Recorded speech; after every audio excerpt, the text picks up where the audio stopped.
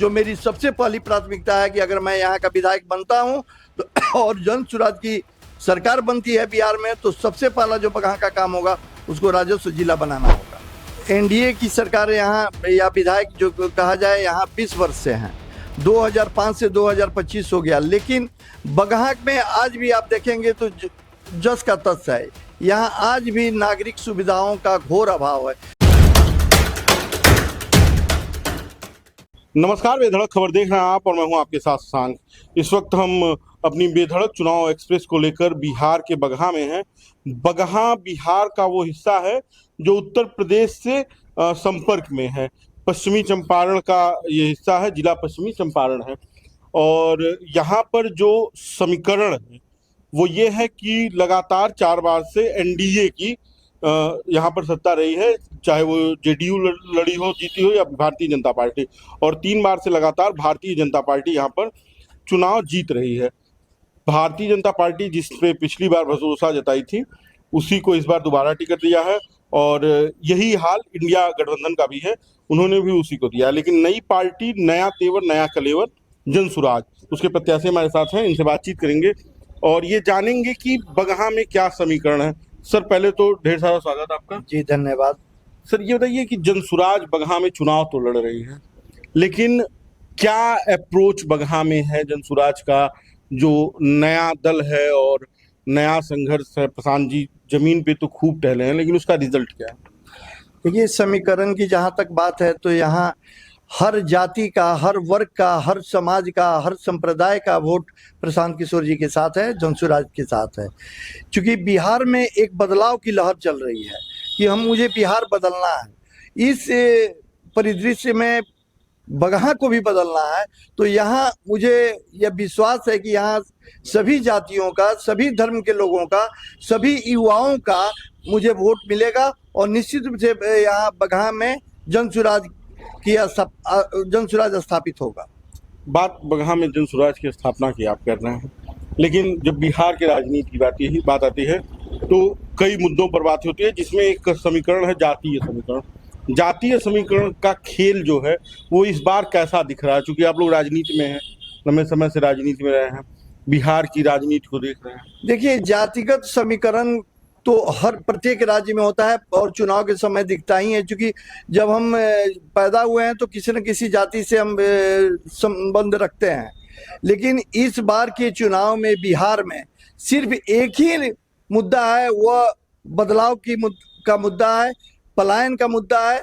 क्योंकि यहाँ हर जाति के लोग पलायन के लिए मजबूर है, तो वैसी स्थिति में कोई एक जाति नहीं है, कोई एक जाति विशेष का वोट नहीं है जो जनसुराज को मिलेगा।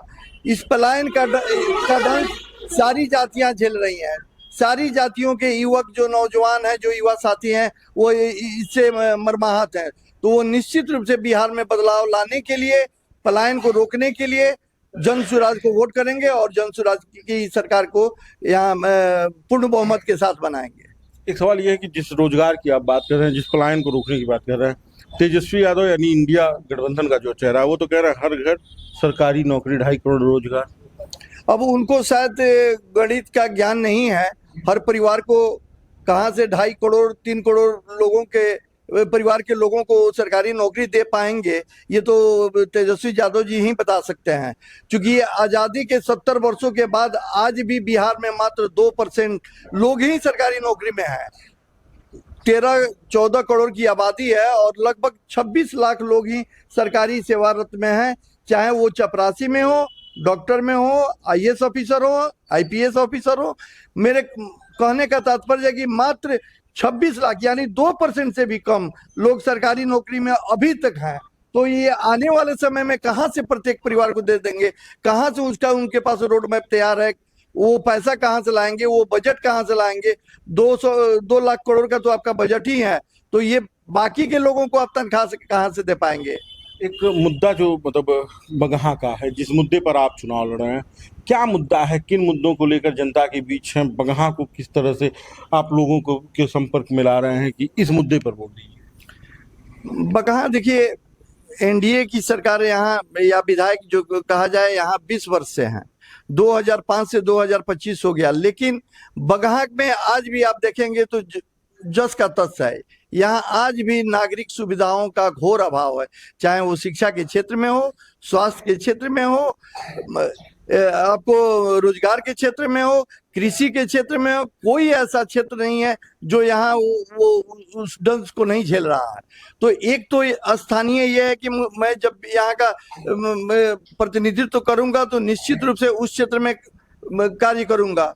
दूसरी जो सबसे बड़ी समस्या हम लोग की थी, जो हम लोग लगातार 20 वर्षों से माननीय मुख्यमंत्री से मांग कर रहे थे कि बगहा को राजस्व जिला घोषित किया जाए। अगर बगहा भी राजस्व जिला घोषित हो गया रहता तो निश्चित रूप से यहाँ भी कुछ विकास के काम आपको दिखाई देते। यहाँ भी हमारे यहाँ मेडिकल कॉलेज खुला होता, बच्चों के लिए इंजीनियरिंग कॉलेज खुला होता, बहुत सारे जो प्रोफेशनल कॉलेज हैं, MBA की व्यवस्था हुई रहती, लॉ कॉलेज की व्यवस्था हुई होती, लड़कियों के लिए प्रोफेशनल कॉलेज खुले होते। तो शिक्षा के क्षेत्र में भी कोई विकास नहीं हुआ। आज अगर हमारा ये जो राजस्व जिला घोषित हो जाता है, जो मेरी सबसे पहली प्राथमिकता है कि अगर मैं यहाँ का विधायक बनता हूँ तो और जन सुराज की सरकार बनती है बिहार में, तो सबसे पहला जो बगहा का काम होगा उसको राजस्व जिला बनाना होगा।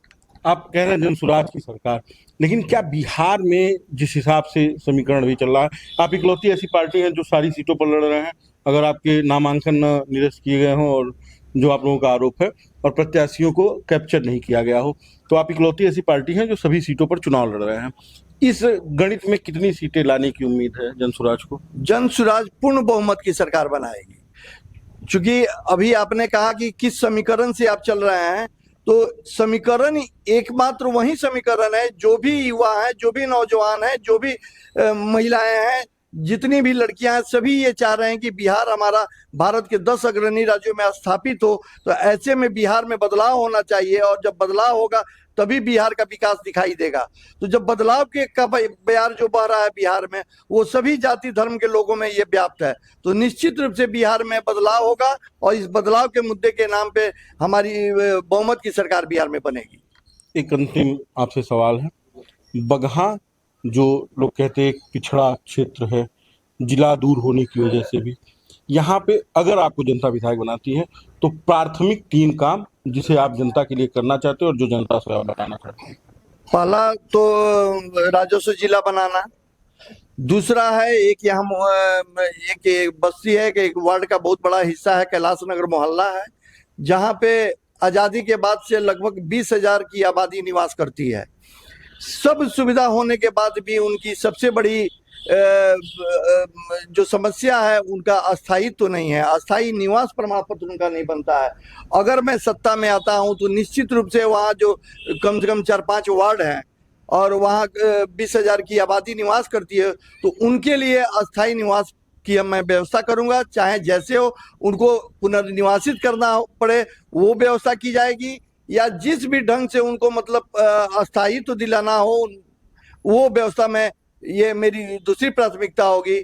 बाकी जो तीसरी प्राथमिकता है वो बच्चों के लिए यहाँ पर नेतरहाट और सैनिक स्कूल के तर्ज पर अपने बगहा विधानसभा में वैसे विद्यालय की स्थापना कराना होगा, जहाँ से हमारे भी बच्चे जो हैं वो मतलब एक अंतर्राष्ट्रीय स्तर की शिक्षा प्राप्त कर सके और रोजगार की दिशा में वो अग्रसर हो सके। चलिए, हमें समय देने के लिए धन्यवाद। तो ये थे हमारे साथ जनसुराज के प्रत्याशी नंदेश पांडे जी, जो बगहा से चुनाव लड़ रहे हैं। अब देखना ये होगा कि बगहा की जनता कितना इनका साथ देती है। 11 तारीख को यहाँ पर चुनाव है। अब देखना है कि बगहा की जनता कितना इनका साथ देती है। बाकी आप बेधड़क खबर देखते रहिए। इस वीडियो पर निराश जरूर कीजिए, वीडियो शेयर कीजिए।